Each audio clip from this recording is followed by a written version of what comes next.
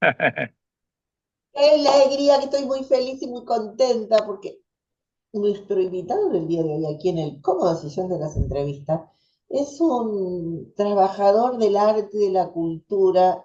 Él es arte, es director, es actor, es escritor, pertenece a un grupo histórico maravilloso y a día de hoy está dirigiendo una obra que cada vez que la pienso me conmuevo, me emociono y agradezco que esté allí en el CCC. Bienvenido, Gustavo Manzanal, ¿cómo estás?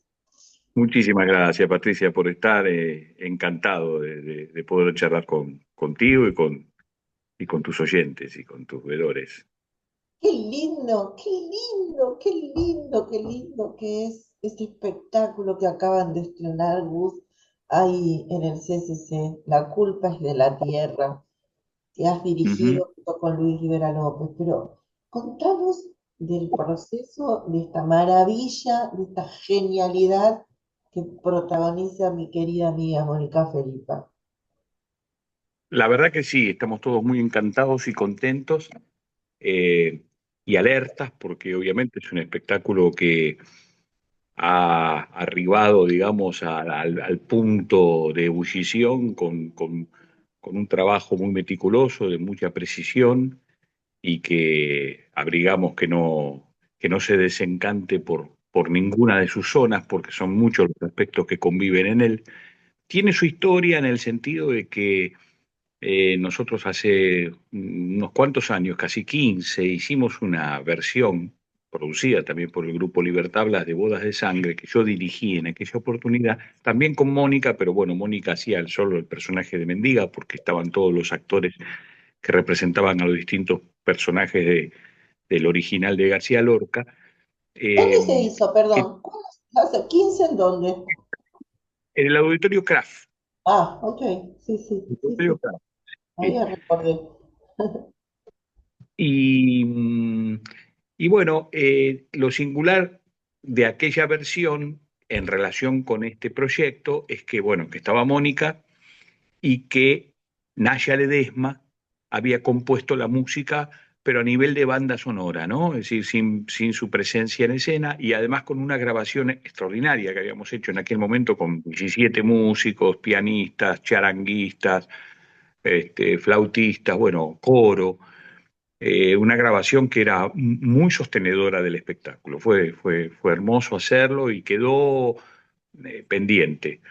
Cuando el año pasado Luis eh, me habló de la posibilidad de volver a trabajar sobre el material, y en este caso que él tenía mucha intención de, muchas ideas para desarrollar, me convidó a compartir la dirección, cosa que para mí fue un honor. Con Luis tenemos una amistad de años, pero además hemos trabajado juntos mucho, hemos dirigido juntos ya, ganado premios Sido juntos. dirigido por él en El Quijote, por ejemplo. Fui dirigido por él un montón de veces y tuve la suerte y la fortuna también y el honor de dirigirlo también.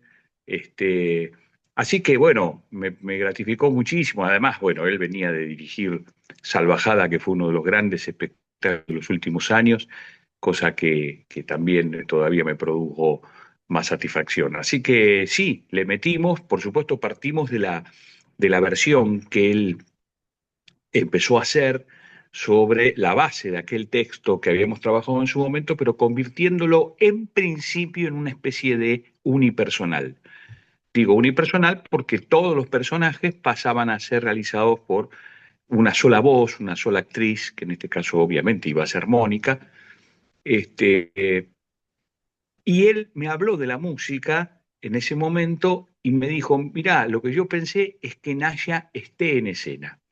A mí, en ese momento, la verdad, me produjo un poco de dudas respecto de que la banda sonora aquella había sido tan inmensa, tan potente, que me costaba la idea de imaginarla, digamos, hecha en vivo, sobre todo porque había sido grabada por muchos músicos y demás. Ahí tuvimos un poquitito de análisis de la situación y empezamos a ver la posibilidad de que al transportarla a guitarra y solamente elementos de percusión y algunos sonidos aislados, se convirtiera aquella composición original en algo mucho más próximo a nosotros, más en contacto con lo terrenal, con lo terrenal digo, con la tierra nuestra, con lo árido de las regiones, de las geografías del norte, del altiplano. Entonces ahí apareció otro costado del espectáculo que obviamente era totalmente novedoso, que nos llevó a esta composición casi geográfica de ese universo este, casi paralelo, porque parece no existir en ninguna parte, pero están los elementos propios de la naturaleza, como los troncos, las ramas, la sequedad, la luna, por supuesto, siempre presente.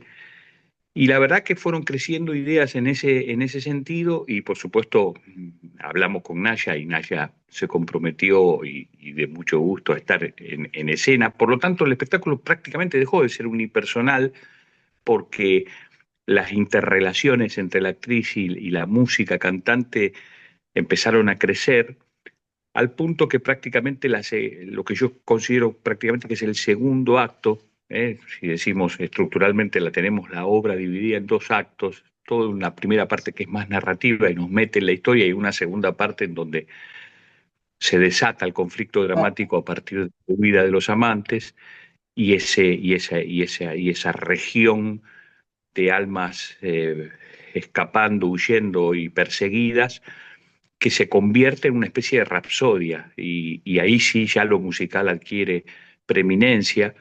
Entonces, bueno, todo eso se combinó como para hacer un trabajo formidable, muy satisfactorio, de mucha armonía con Luis, por supuesto, como no podía ser de otra manera, pero además en el sentido de que Luis bajaba ideas muy potentes. Bueno, siempre yo digo que Luis es un poco como maneja la protoimagen de Libertad Blas. Él siempre ha traído proyectos a Libertad Blas como si fueran la imagen de la cual vamos a partir y sobre la cual vamos a sostener todos los recursos. Y a partir de allí empezamos a deambular y ver. Eso me permitió hacer un trabajo con Mónica muy extraordinario, porque si bien yo tengo un contacto con ella de tantos años y tanto cariño entre ambos, este, pudimos casi a veces recurrir a los ABC orales, ¿no? Que por supuesto en caso de ella están súper funcionalizados, pero ¿por qué vamos hacia allá? ¿Por qué hacemos esto? ¿Qué nos pasa cuando miramos en esta dirección? ¿Por qué este vínculo con el objeto?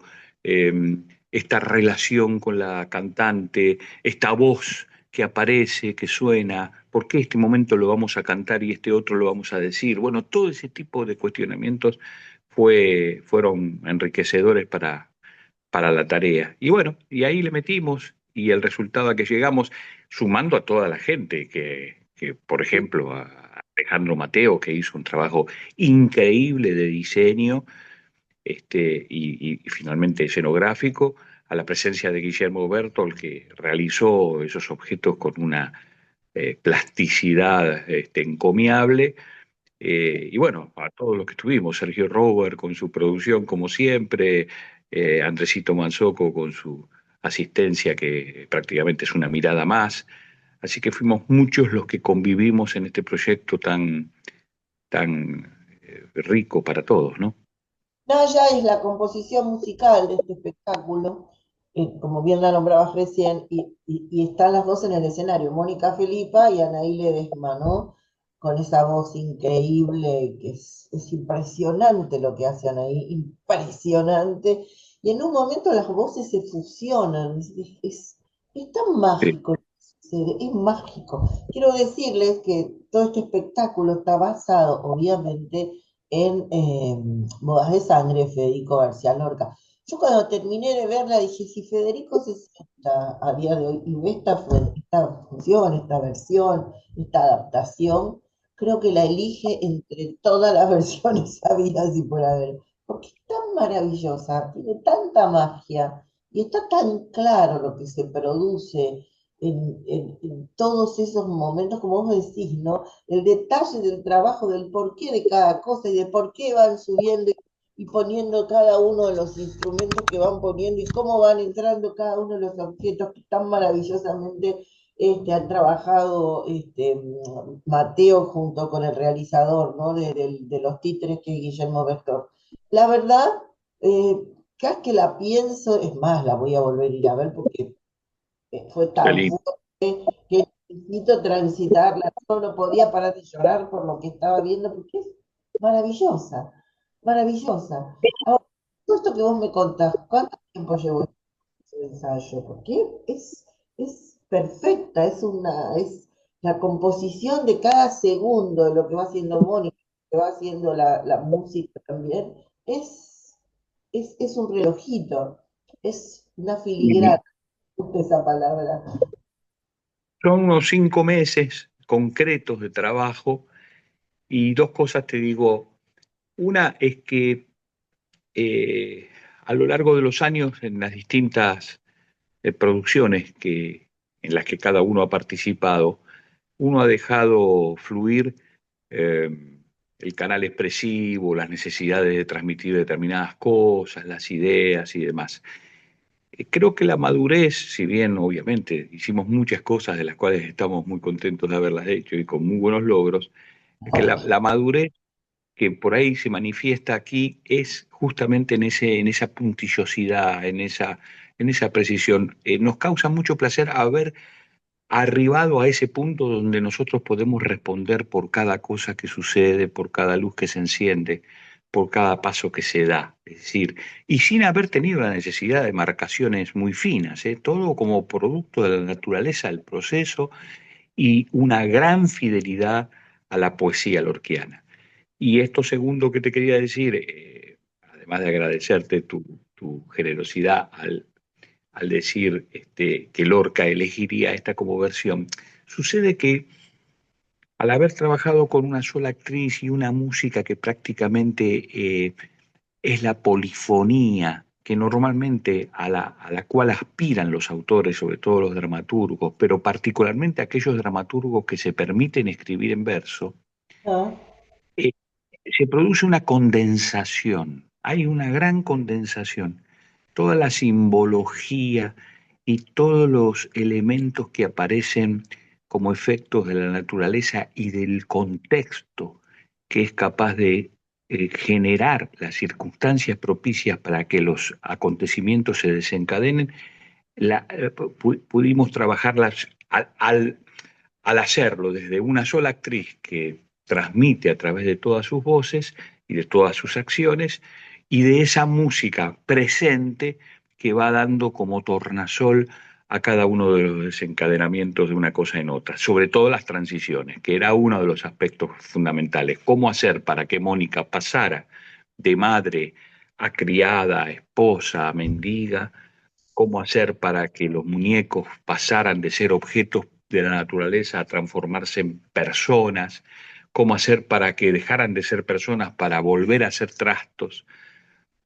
¿Cómo hacer para que una música que aparentemente solo apoya se convierta en protagonista a través de una canción? Bueno, eso, las transiciones, fue sobre lo cual hicimos mucho hincapié y dejando que eso corriera y sin apurar, incluso hasta por momentos ni pensando en el estreno y en las obligaciones contractuales, sino decir, bueno, vamos a llegar cuando esto esté a punto de caramelo. Y bueno, y se dio, así que llegamos en ese punto, por supuesto, a en tratar las de sostenerlo. transiciones, en las transiciones, ¿no? De un personaje al otro, como un detalle, solamente un detalle en el vestuario, un toque, pero delicado, hace la modificación de todo, digamos, cómo está tan bien pensado, tan bien diseñado, imaginado y trabajado, ¿no?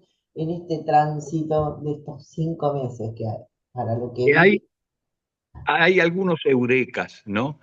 Como uno dice, hay algunos descubrimientos. Fíjate que por más que prácticamente durante todo este año nuestras cabezas estuvieron casi totalmente puestas al servicio de este evento, aún así hay que reconocer que hubo momentos en que aquí, juntándonos en el estudio para ensayar y para trabajar, surgían cosas inesperadas. Por ejemplo, lo del vestuario es una cosa muy interesante porque nosotros le dimos muchas vueltas a eso. En algún momento imaginamos que el vestuario central era el vestuario de la mendiga, que la mendiga se lo sacaba, que lo colgaba de los árboles como un elemento más de la naturaleza, que de allí iba agregándose cosas para ser la madre, para ser la esposa. Y de repente, una mañana aquí ensayando en el estudio con Luis, tomamos unas telas y dijimos, a ver si todas estas telas juntas son el único elemento que ella tiene para que no tenga que estar entrando y sacándose cosas. Y ahí empezamos a escarbar en eso, por supuesto nos juntamos casi esa misma mañana o a la mañana siguiente con Alejandro y dijimos, mira Alejandro, pensamos que... Y Alejandro enseguida dio con el diseño y bueno, y se hizo ese vestuario. Bueno, esa es la Y magia de la creación, Gustavo. Es admirable tu trabajo a través de los años, con todas las cosas que has hecho, con todos tus libros escritos, además, ¿no? Explicándonos de qué va el teatro, cómo es el teatro, cómo es la creación. Y este largo camino transitado con la magia de Libertad Blas, yo siempre digo que vi como 6 veces una de las tantas obras que hacían en el Cervantes, porque era todo alucinante, sigue siendo alucinante. Y lo que me pasa con esta es que siento que es como el extracto más puro, viste que el perfume francés en el extracto más puro, como el extracto más puro en la esencia de Libertad Blas. Veo todo Libertad Blas ahí, y además con un texto, porque esa adaptación es impresionante. ¿Cómo trabajaron ese texto? ¿Cómo sí, hicieron del texto de Federico García Lorca semejante adaptación? Es una maravilla. eh, Usted me dirá, eh, es fanática, ¿no? magnífico. Así estoy yo con la culpa de la tierra. De verdad, es maravilloso. ¿Cómo fue este trabajo? Porque en la adaptación, ¿cómo trabajaron? Porque hay mucha poesía, ya es la poesía en sí misma de Federico, pero la poesía llevada a otro nivel, ¿no? Sí, sí, eso es magnífico.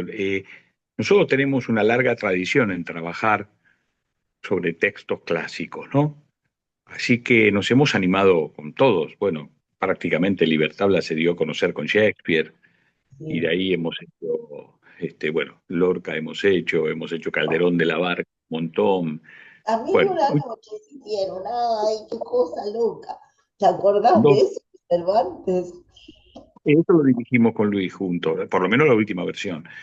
Sí, por eso nos hemos metido, por lo tanto nos sentimos un poco como peces en el agua. Mira, yo tengo formación literaria y Luis también es un amante de la literatura y también tiene formación literaria. En eso coincidimos mucho respecto de que los grandes autores son grandes porque tienen una gran elasticidad, son elásticos, Sí, es ¿no? verdad. Son No es que, todo lo contrario a lo que el purismo ha señalado de que no se les puede tocar una coma porque de eso daña la integridad, todo lo contrario, son tan grandes autores que por eso se sigue haciendo Shakespeare tanto y por eso se hace tanto Lorca y por eso se hacen tanto los grandes dramaturgos, ¿no? Brecht, por Como ejemplo. verlos que no se rompen, No, no son entonces, estáticos, están abiertos. Es un lugar donde pero pero uno tiene que trabajar muy cuidadoso con eso, muy respetuoso.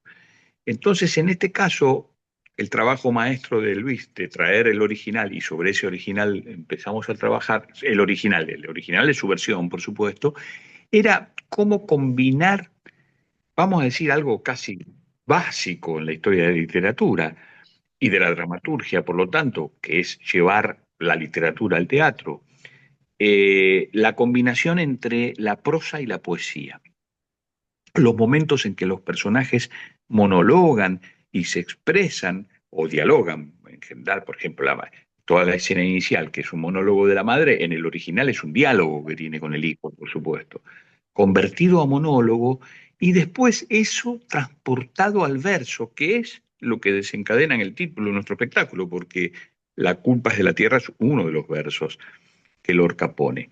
Entonces, ahí me parece que estaba la puntillosidad y al mismo tiempo me parece que estaba el carácter poético de la totalidad no de la poesía en tanto género literario, sino de la poesía en tanto visión del mundo, en tanto estética, en tanto panorámica, en tanto mensaje. Nos interesaba transmitir un mensaje poético sin necesidad de instalarnos en un decir poético.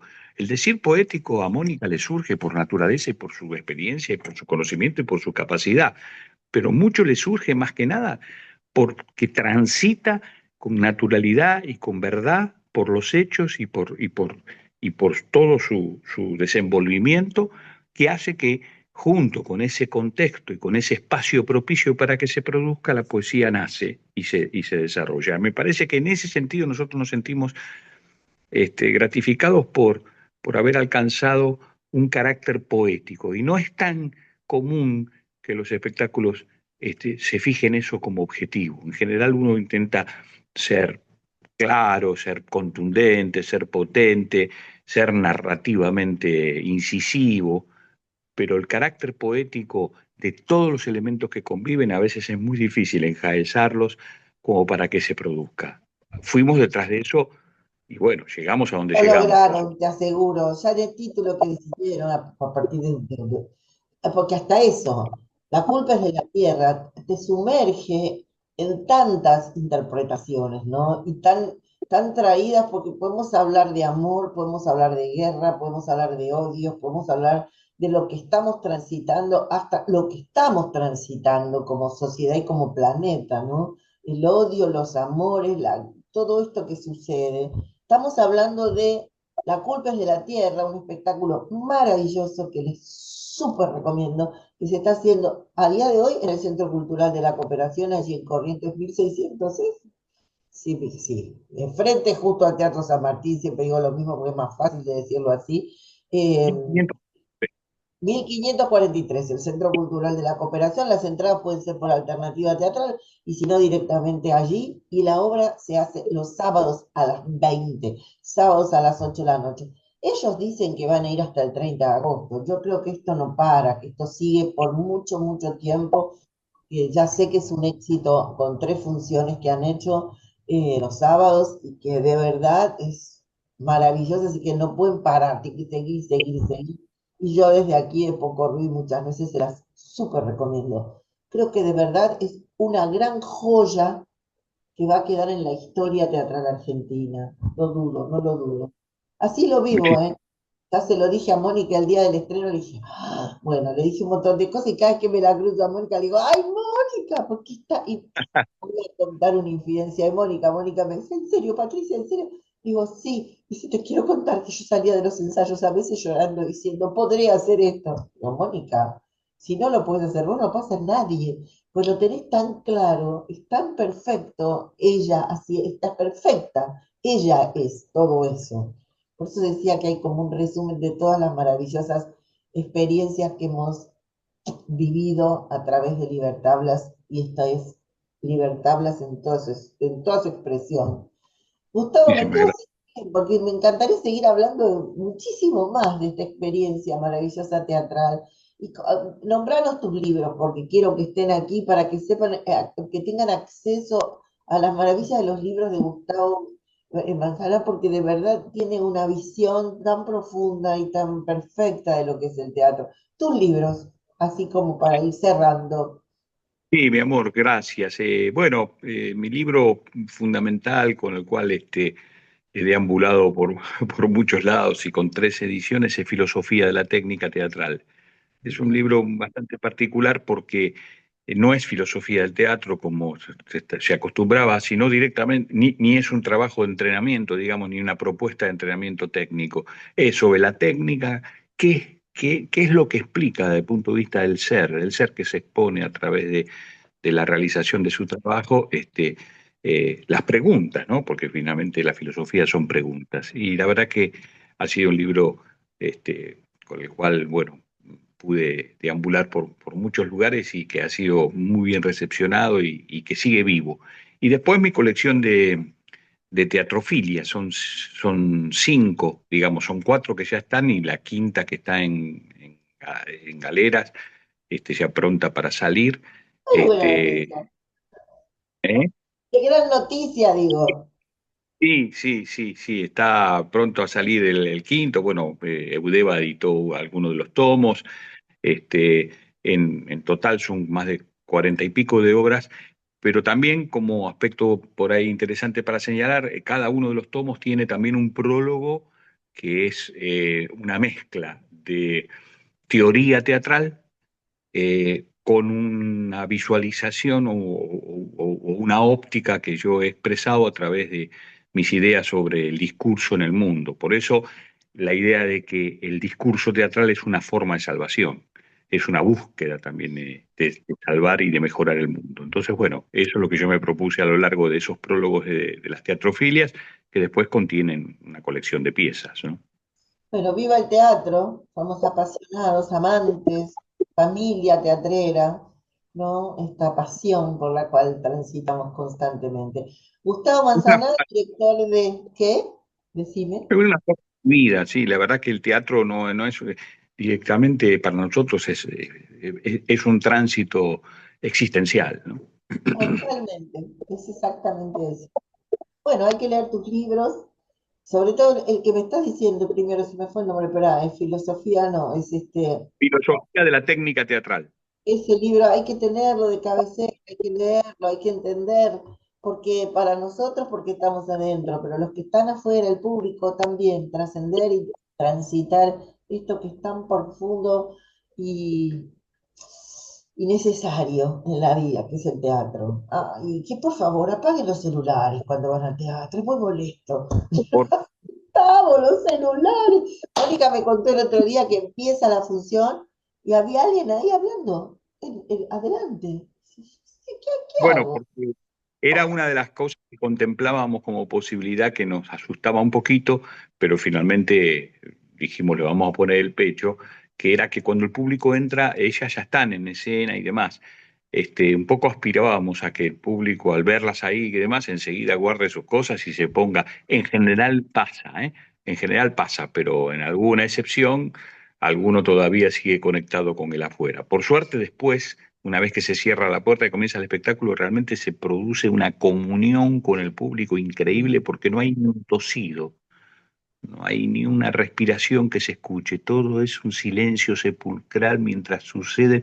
Nosotros aprovechamos esos silencios, hay muchos momentos del espectáculo que son insonoros o con sonidos solamente incidentales de algunas maderas que golpean y es increíble porque se nota como una especie de confabulación entre todas las almas que están allí reunidas y que es un poco la convivio de la que habla Jorge Duati, ¿no? Bueno, se me quedó sin tiempo, yo seguiría, así que en algún momento podemos volver a charlar si tenés un ratito. Patricia, a tu disposición y encantado de dialogar contigo y con tu gente, ¿eh? Te agradezco muchísimo. Gustavo Manzanal, director de esta maravilla que ustedes ya tienen que reservar. Y La culpa es de la tierra en el Centro Cultural de la Cooperación. Alternativa Teatral te da toda la info y no pueden perderse este trabajo maravilloso. Bueno, espero que el sillón haya sido cómodo. Muchas gracias por haber estado aquí en Poco Ruido muchas veces. Gustavo, un abrazo enorme. Gracias, mi amor, muchas gracias. Qué bonito.